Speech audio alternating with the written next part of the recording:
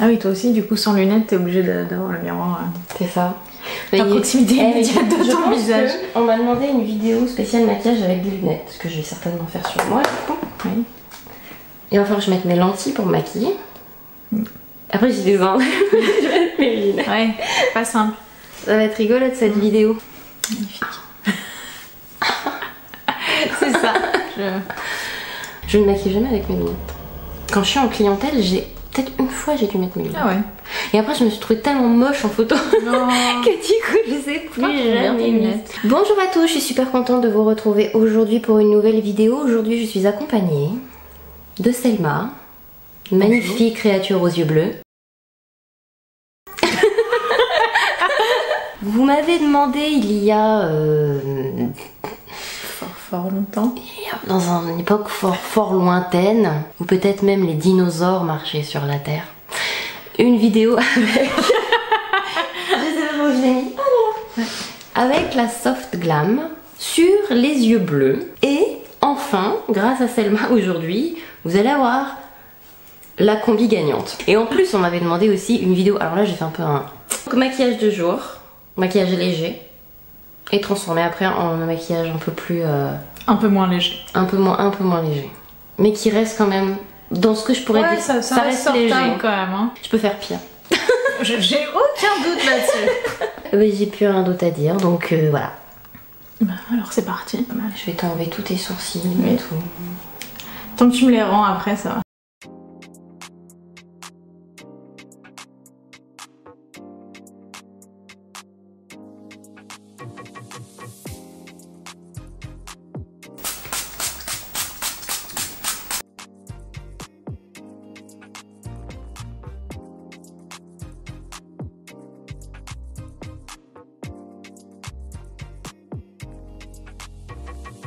Ce sont les nouvelles bases colorées de chez NARS. Tinted Smudge Proof Eyeshadow Base. Plus ça va et plus les noms des trucs ils sont à rallonge.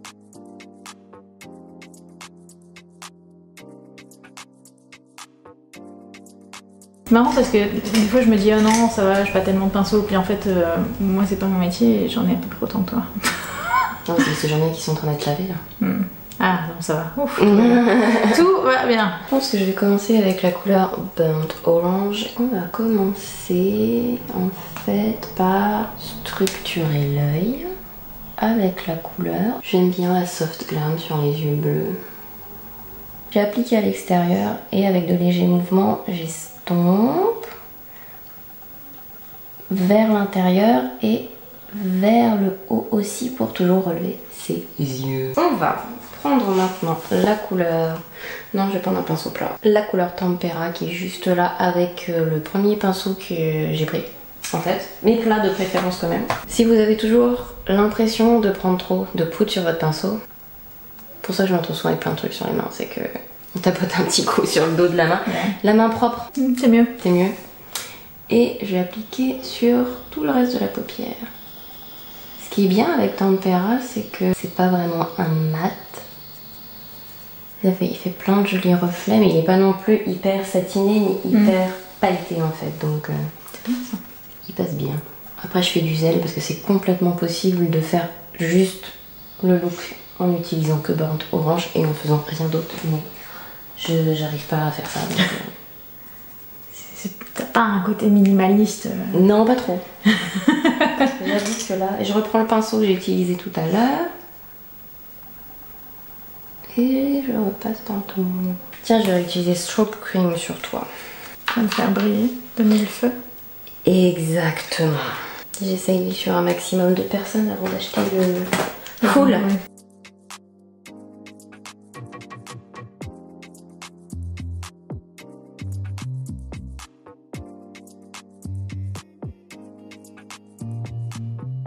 Donc j'ai appliqué le fond de teint. D'ailleurs, je mélangeais deux couleurs, le 1W et le 0W. Avec un peu plus de 0W, un peu trop de 1W parce que le truc a coulé, mais au final ça va quand même. Et je vais appliquer directement le correcteur et c'est le Elegant Pro Conceal dans la couleur Beige. Alors, on va en mettre un peu là. Ah ouais, parce que à cet endroit-là, j'ai... En général, quand je mets pas d'anti-cerne, les gens me demandent ça va. T'es malade. On t'a cogné? Non, non, personne ne m'a cogné, non. Mais j'ai l'intérêt, enfin le coin interne là qui est hyper foncé. Je vais t'appliquer l'anti-cerne double wear. Parce que j'ai envie. Ça me semble une bonne raison. Je commence par l'appliquer là. Non, ça va, c'est pas trop clair. Et après, je vais le remonter. Mais ce que j'aime bien chez les tartes, parce que là j'ai utilisé Cellulaire, là je vais mettre une touche de Light Sand du Shade 8, c'est qu'il fait de bons tons. C'est pas, comment dire, quand certaines marques te disent ça va être un ton chaud, le truc va avoir une légère couleur pêche. Et je trouve que Tarte arrive très très bien à faire ces tons jaunes.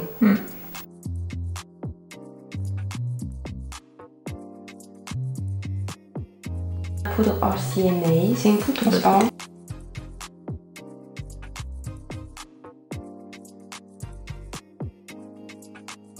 Un petit peu de bronzer parce que c'est l'été. Ouais, et même moi, ça m'arrive de prendre les couleurs. Non. Si, je t'assure, je suis bronzée en vrai.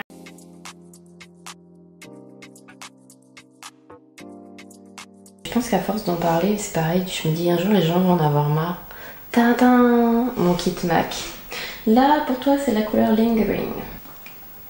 Ouais, je dirais presque plus rose. Alors, il y a un truc très important que les gens ne pensent pas à faire quand ils font les sourcils des gens. Il vaut mieux demander.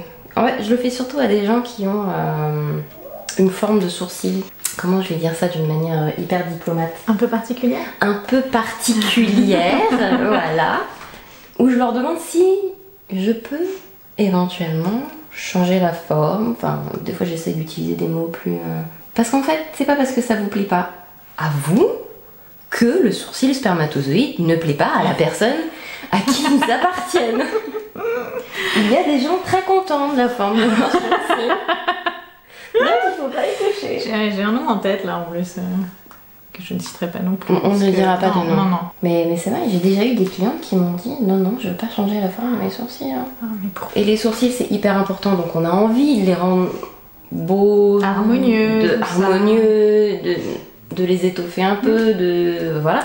Mais il y a des gens qu'il vaut mieux leur demander avant, et même en cours de route, éventuellement, s'ils acceptent un peu de changement, c'est de leur montrer aussi après. Ouais.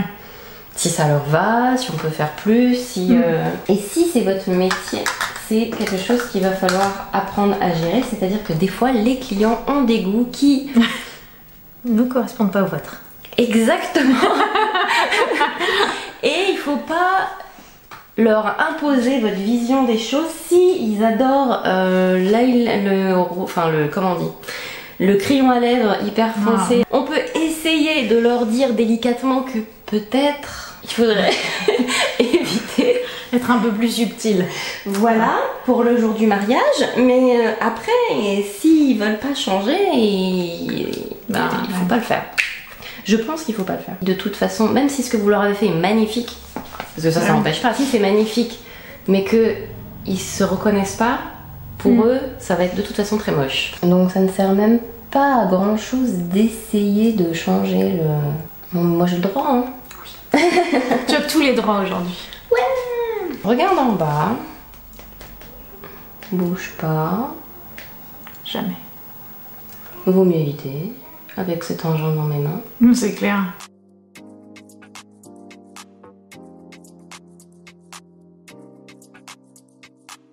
Tu y mets tes hydrates. Tu te déshydrates.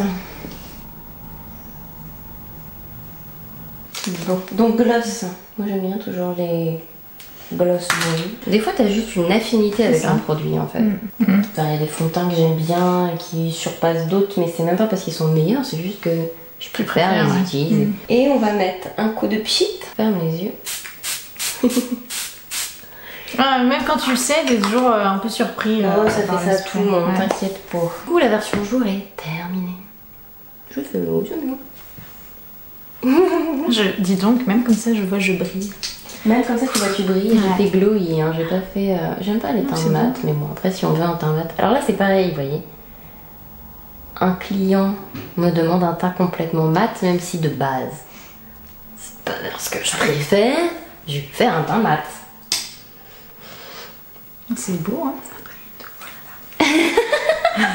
Je vais prendre la couleur Cypress Amber. Hop, ferme l'œil. Et je vais appliquer la couleur au coin externe.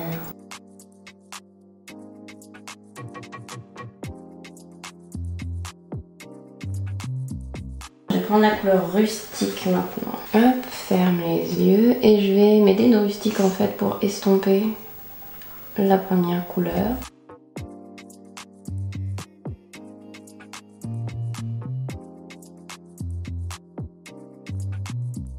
Je fais un mariage, on va dire le premier samedi, et l'une des invitées était coiffeuse. Et c'était la coiffeuse du mariage que je faisais la semaine d'après. Ok. Donc je la maquille, en plus elle me dit tu fais ce que tu veux, moi j'adore quand on est comme ça. Et donc le deuxième mariage, elle n'était pas encore arrivée. Et il y a les... souvent je commence par les témoins, invités, ou la maman, ou... Et elles me disent oui mais est-ce que ça va tenir? C'est la première inquiétude des gens, c'est est-ce que ça va tenir? Oui forcément. Et je leur dis oui, il n'y a pas de problème. Et en fait, elle arrive après. Elle commence à coiffer et tout. Elle me dit oh, le maquillage la semaine dernière, nickel. J'arrivais pas à me démaquiller le lendemain. Et moi, j'étais en train de maquiller. Une des témoins, je crois que c'était celle qui m'avait posé la question en plus 10-15 minutes avant. Et j'ai senti un œil inquiet dans son regard. Mais là, d'un coup, c'était puisque ça va venir, c'était mince. Est-ce que je vais réussir à retirer? Alors, regarde en haut, on va faire la petite connexion. Pareil en bas. Pour donner un effet plus smoky, vous pouvez même faire tout le long.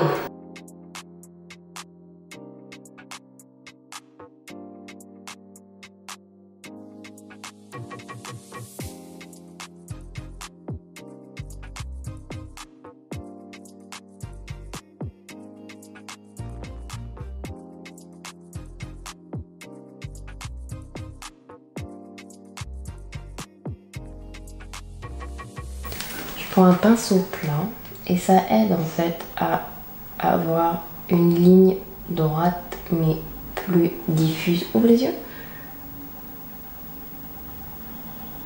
Parfois elle permet pas vraiment d'estomper par dessus, donc faut être sûr de l'endroit où on le met et de ce qu'on veut coller dessus, parce qu'après en fait c'est une fois c'est posé, il n'y a rien qui s'estompe. C'est collé. J'utilise donc le fard Glistening. C'est celui qui est juste là. Il a de beaux reflets. Celui en dessous, il est plus doré et on va pas partir pour un truc doré. Et je vais le mettre juste sur le centre de la paupière. Pas trop, pas trop. Et après, avec peut-être un petit peu du burnt orange. Donc la toute première couleur qu'on va poser sur tes yeux au début. Je vais estomper les bords.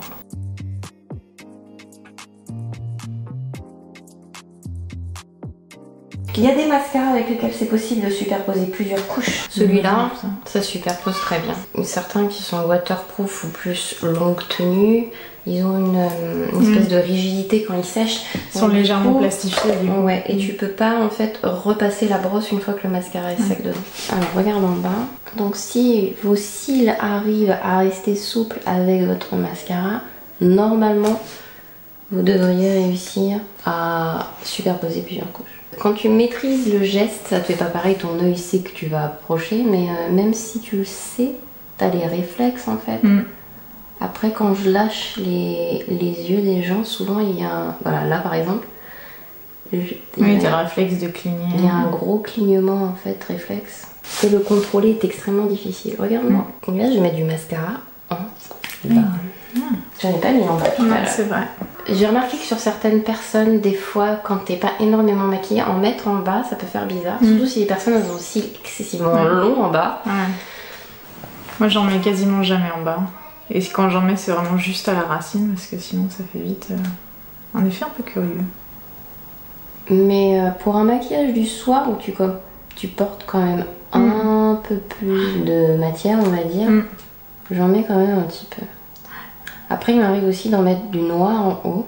et du marron en bas. Non, puis après le poser au pinceau, ça fait pas le même effet que le poser avec la brosse du mascara non plus. Hein. Non plus. Et là, je triche un peu. Pour faire ça, j'utilise le pinceau à sourcils de chez Zoeva parce qu'il est assez large. C'est un pinceau que j'ai appris à aimer parce qu'au départ, je n'aimais pas du tout ce pinceau. Ouais. Et au final, je l'utilise vachement souvent. Ce que je fais, si le maquillage il était il y a longtemps. Le premier, parce qu'en général, on se fait le premier le matin. Oui. Celui du soir, c'est plus tard. Des fois, vraiment beaucoup plus tard. Première chose que je fais, c'est prendre un mouchoir, un sopalin, peu importe. Je sépare en deux. Et je vais l'utiliser comme buvard. Et je vais le poser un peu partout sur le visage. Surtout s'il y a eu énormément de transpiration. Bon là forcément il n'y a pas énormément de transpiration parce que le maquillage n'était pas non plus il y a 4 heures. Ça fonctionne pas avec tous les hydratants, ni tous les sérums. Donc je prends celui-là, ça fonctionne bien avec le Minéral 89 de Vichy que j'ai utilisé aussi au début. Et je prends un pinceau duo fibre. Et tous les endroits secs du visage, je vais légèrement tapoter avec. C'est frais. Vous avez dit bien. Hein. Pas désagréable. On va réapporter un peu d'hydratation à la peau. Et un petit coup de frais au fond de teint, à la poudre et tout. Donc voilà, on en met un peu. Et vraiment, c'est doucement avec le pinceau. Hein. C'est pas non plus... Je confirme, c'est très doux. S'il y a besoin de retoucher un peu l'anti-cerne, parce qu'en général, à un moment donné dans la journée, surtout le soir, où les cernes vont toujours transparaître un petit peu. Alors c'est sûr qu'il n'y a pas forcément les moyens d'avoir 3 anti-cernes, 4 anti-cernes ou une collection d'anti-cernes comme moi, mais je pense quand même qu'il en faut au moins 2, avec 2 couvertes différentes. Et d'utiliser le plus léger en légère retouche. Et on va faire un petit coup de frais sous les yeux. Mais il n'en faut pas beaucoup. D'où le fait d'en prendre un vraiment très léger. Limite à une époque, c'est toucher plat que j'utilisais Yves Saint Laurent. Parce qu'il est léger, il fait illuminateur en fait. Et pour les retouches et les traces de fatigue, à la fin de la journée, il était magnifique. D'accord. Les gens disaient toujours qu'il n'était pas assez couvrant, mais en fait, il n'était pas efficace par rapport à cette couvrance. C'était par rapport à l'éclat qu'il apportait en fait. T'arrivais à la fin de ta journée, t'avais besoin de sortir après, tu tartinais du truc et t'avais l'air fraîche. Comme à la fin de la journée, pareil, on est moins fraîche, mais je vais utiliser une poudre qui est un tout petit peu plus lumineuse. Mais pas trop, parce que je pourrais faire encore plus lumineuse avec celle-là. Mais celle-là, pour le coup, elle est trop lumineuse.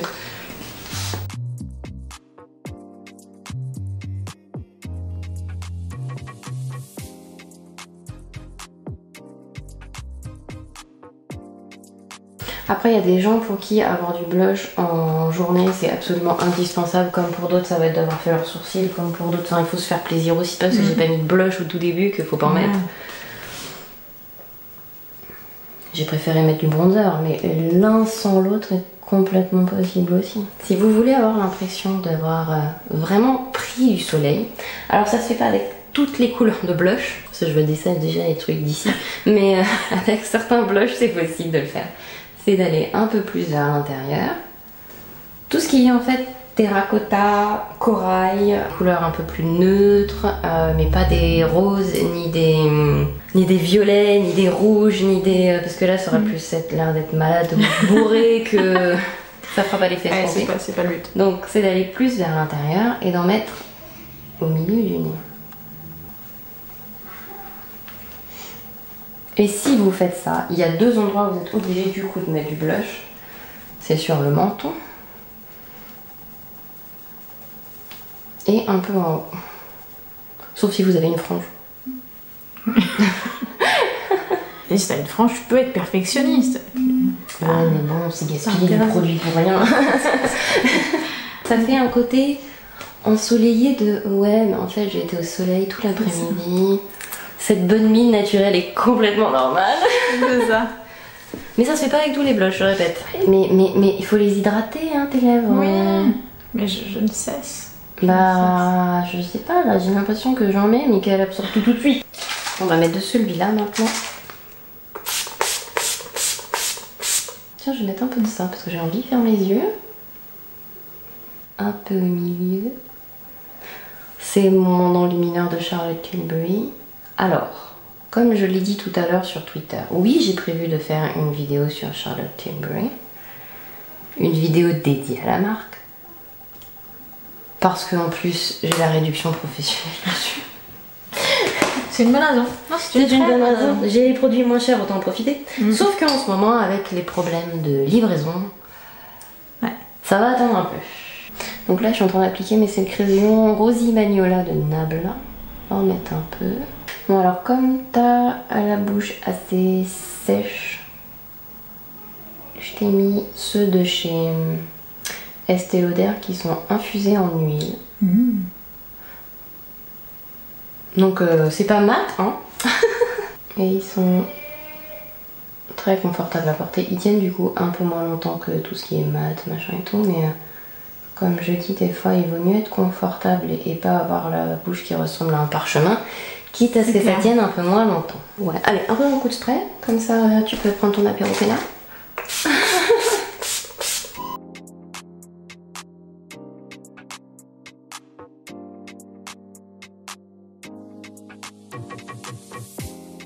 On a chaud, il fait chaud. Il fait très chaud. Je veux dire qu'elle a accepté dans des conditions, comme on disait, terribles. Dantesques. Exactement, de filmer avec moi aujourd'hui.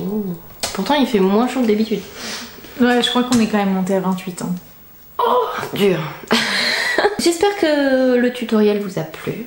Et j'espère que vous avez appris des choses. J'espère que j'ai dit des choses intéressantes outre blablater. Si, quand même. Quand même un peu. Ouais, quand même. Bon. Et puis, je vous dis à la prochaine. Je vous fais plein de gros bisous. Et puis, bye.